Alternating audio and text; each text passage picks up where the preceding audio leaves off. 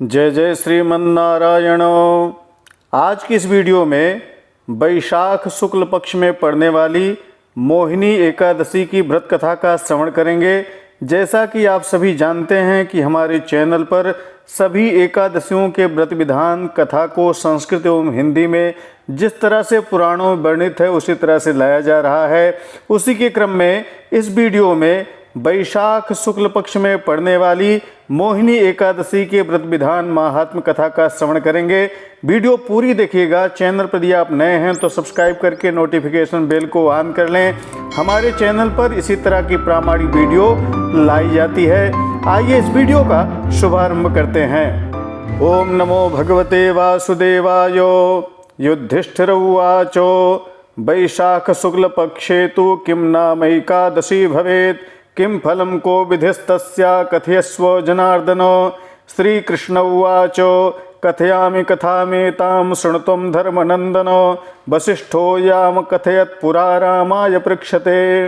युधिष्ठिर बोले, वैशाख के शुक्ल पक्ष में जो एकादशी होती है उसका क्या नाम है, उसका क्या फल है, हे जनार्दन आप हमसे कहिए। श्री कृष्ण बोले, हे धर्मपुत्र, मैं इस कथा को कहता हूँ, तुम मन लगाकर सुनो। इससे पहले इस कथा को पूछने पर वशिष्ठ मुनि ने श्री रामचंद्र जी से कहा था।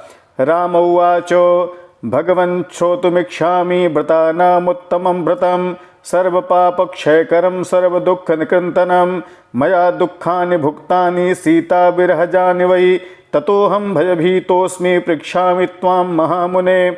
वसिष्ठ उवाच साधु पृष्टं त्वया रामो तवैषा नैष्ठिकी मतिः त्वन्नामग्रहणेनैव पूतो भवति मानवः तथापि कथयिष्यामि लोकानां हितकाम्यया पवित्रं पावनानां च व्रतानामुत्तमं व्रतं वैशाखस्य शते पक्षे द्वादशी रामया भवेत् मोहिनी नाम सा प्रोक्ता सर्वपापहरा परा। श्री रामचंद्र जी बोले, हे भगवान, सब पापों को क्षय करने वाला और दुख नाशक सब व्रतों में जो उत्तम व्रत है उसको मैं सुनना चाहता हूँ।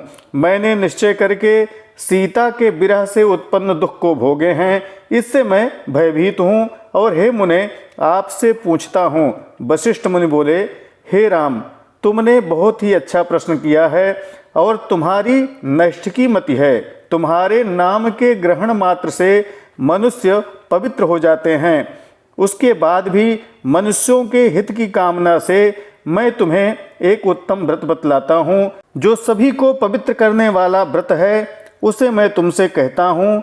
हे राम, वैशाख के शुक्ल पक्ष में द्वादशी युक्त जो एकादशी होती है वह मोहिनी नाम से विख्यात संपूर्ण पापों का नाश करने वाली होती है। उसके व्रत के प्रभाव से मनुष्य महाजाल से और पापों के समूह से छूट जाते हैं। मोहजालात् प्रमुच्येतो पातकानां समूहतः अस्या व्रत प्रभावेण सत्यं सत्यं वदाम्यहम् अतस्तु कारणाद् रामो कर्तव्यैषा भवादृशैः पातकानां क्षयकारी महादुःख विनाशिनी शृणुष्वैकमना रामो कथां पुण्यप्रदां शुभाम् अस्या श्रवणमात्रेण महापापं प्रणश्यति। सरस्वत्यास्तटे रम्ये पुरी भद्रावती शुभा द्युतिमान् नाम नृपतिस्तत्र राज्यं करोति वै सोमवंशोद्भवो रामो धृतिमान् सत्यसंगरः तत्र वैश्यो निवसति धनधान्य समृद्धिमान् धनपालिति ख्यातः पुण्यकर्म प्रवर्तकः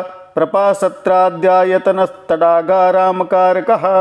हे राम, इसलिए यह तुम सरीखे मनुष्यों द्वारा करने के योग्य है।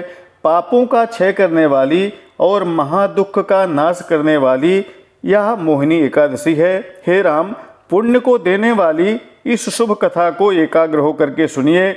इसके श्रवण मात्र से ही महापातक का नाश हो जाता है। सरस्वती नदी के तट पर एक शुभ भद्रावती नाम की पुरी है। उसमें द्युतिमान नाम के राजा राज्य करते हैं। हे राम, चंद्रवंश में उत्पन्न वह धृतिमान राजा सत्य प्रतिज्ञा वाला था। वहाँ धन धान्य की समृद्धि से भरा पूरा एक वैश्य निवास करता था। धनपाल उसका नाम था और वह धर्म को करने वाला था। प्याऊ और यज्ञशाला आदि तथा तालाब बगीचा का उसने निर्माण कराया था।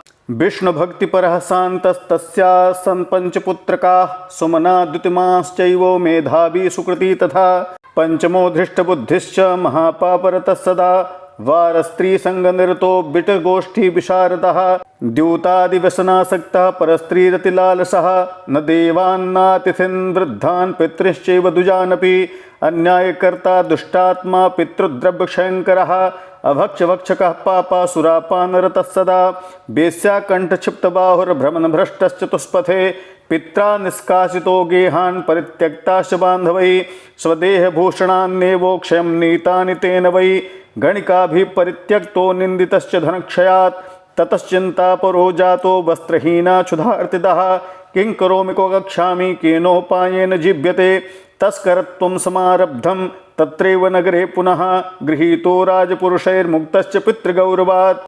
वह विष्णु भक्त में रत रहने वाला था, शांत स्वरूप था। उसके 5 पुत्र हुए, सुमना, द्युतिमान, मेधावी तथा सुकृति।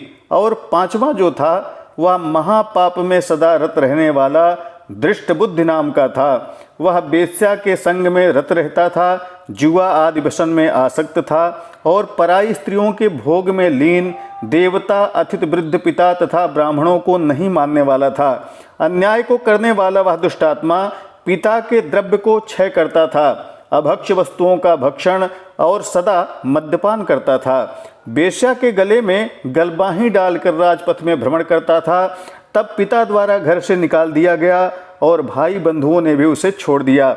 फिर वह अपने शरीर के आभूषणों को बेच बेच करके खर्च करने लगा और तब सब वेश्या उसकी निंदा करने लगी और छोड़कर जाने लगी। अब उसके पास वस्त्र नहीं रहा। वह भूख से दुखी होकर अपने मन में सोचने लगा कि क्या करूं, कहाँ जाऊं, कौन से उपाय से अपने जीवन व्यतीत करूं। फिर उसी नगर में चोरी करने लगा। तब राजा के सिपाहियों ने उसे पकड़ लिया। उसके बाद पिता के गौरव से उसे छोड़ दिया गया।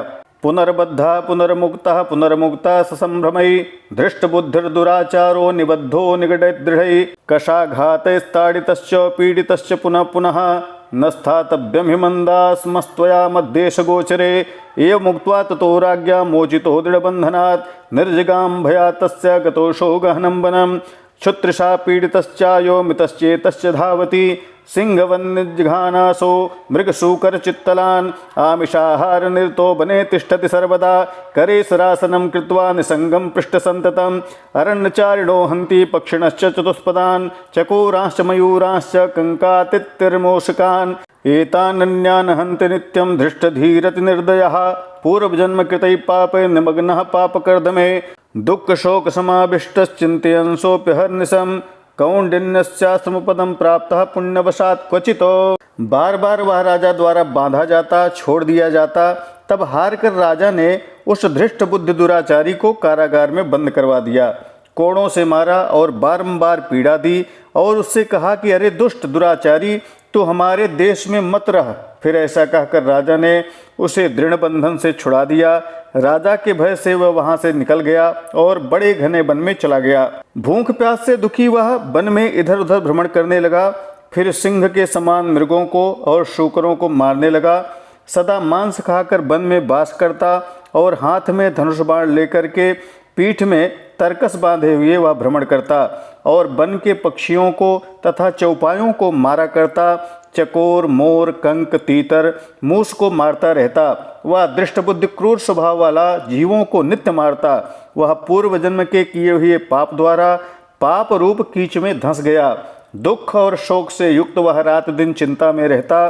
फिर वह किसी पुण्य के प्रभाव से कौंडिन्य ऋषि के आश्रम में गया। माधवे मासी जाह्नव्याम कृतस्नान तपोधनम आससा धृष्टबुद्धि शोकभारेण पीड़ितः तद्वस्त्रबिन्दुस्पर्शेन गतपाप्मा हताशुभः कौंडिन्यस्याग्रतः स्थित्वा प्रत्युवाच कृताञ्जलिः धृष्टबुद्धिरुवाचो प्रायश्चित्तं वद ब्रह्मन् विना यत्नेन यद्भवेत् आजन्मकृत पापस्य नास्ति वित्तं ममाधुना। वैशाख के महीने में जिन्होंने गंगा का स्नान नित्य किया है, ऐसे ऋषि के आश्रम के समीप वह शोक के भार से पीड़ित होकर के पहुंचा।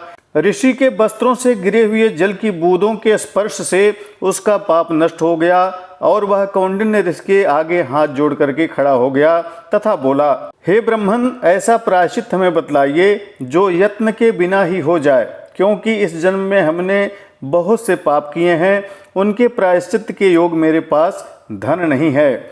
ऋषिरुवाचो शृणुस्वैकमना भूत्वा येन पापक्षयस्तव वैशाखस्य ते पक्षे मोहिनी नाम नामतः एकादशी व्रतं तस्मात् कुरु मद्वाक्यनोदितः मेरुतुल्यानि पापानि क्षयं नयति देहिनां बहुजन्मार्जितान्येषां मोहिनी समुपोषिता इति वाक्यं मुने श्रुत्वा धृष्टबुद्धिर्हसन् हृदि व्रतं चकार विधिवत् कौंडिन्यस्योपदेशतः कृते व्रते नृपश्रेष्ठ हतपापो बभूवसः। ऋषि बोले, जिससे तेरे पाप का क्षय हो जाएगा, सो तू एकाग्र होकर मेरी बात को सुन। वैशाख के शुक्ल पक्ष में मोहिनी नाम की एकादशी होती है। मेरे वचन की प्रेरणा लेकर के उस एकादशी व्रत को कर। वह एकादशी सुमेरु पर्वत के समान पापों का भी नाश कर देती है। इस मोहिनी का व्रत करने से अनेक जन्म के पाप छीड़ हो जाते हैं।